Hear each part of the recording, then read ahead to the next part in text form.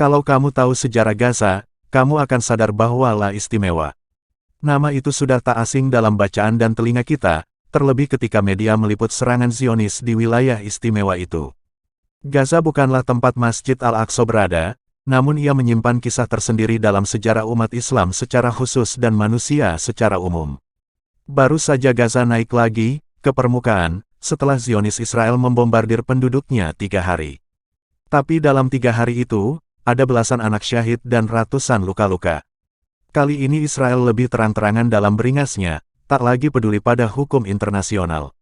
PBB menganggap serangan ini ilegal karena Israel melakukan aksi beringasnya dengan dalih, sebagai upaya agar tidak diserang. Gaza tidak hanya sebuah nama yang terkenal di tahun-tahun belakangan ini.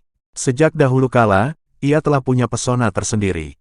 Kini, ia adalah rumah bagi para pejuang dan benteng terakhir masyarakat Palestina menghadapi tiran. Dulu, ia adalah tempat para bangsa-bangsa besar berlabuh untuk menjelajahi bumi. Ketika Bani Israel yang beriman pada Allah memimpin Palestina, Gaza masuk dalam kekuasaan Nabi Daud alaihissalam. Waktu terus berganti, Gaza kemudian direbut oleh kerajaan Assyria, lalu Persia, hingga Mesir. Letaknya yang ada di pantai Mediterania membuatnya jadi tujuan perjalanan dan perdagangan. Banyak transaksi ekonomi penting di sana pada abad-abad lalu. Sejak tahun 350 sebelum Masehi, Gaza menjadi kota penting bagi peradaban Mesir kuno, masuk dalam wilayah yang dikuasai oleh para Firaun karena letaknya yang sangat dekat dengan Mesir. Bisa dibilang, Gaza adalah gerbang Afrika menuju Asia, dan sebaliknya, pintu utama dari benua Asia menuju Afrika. Wajarlah kemudian banyak kekuatan ingin menaklukkannya. Bahkan Alexander the Great pun menghabiskan waktu 5 bulan lamanya demi bisa merebut Gaza. 2 abad sebelum Rasulullah hadir ke dunia, Gaza sudah berada di bawah kekuasaan Romawi. Wilayah itu menjelma pusat peradaban yang cukup megah di zamannya di mana orang-orang Yunani, Persia dan Mesir.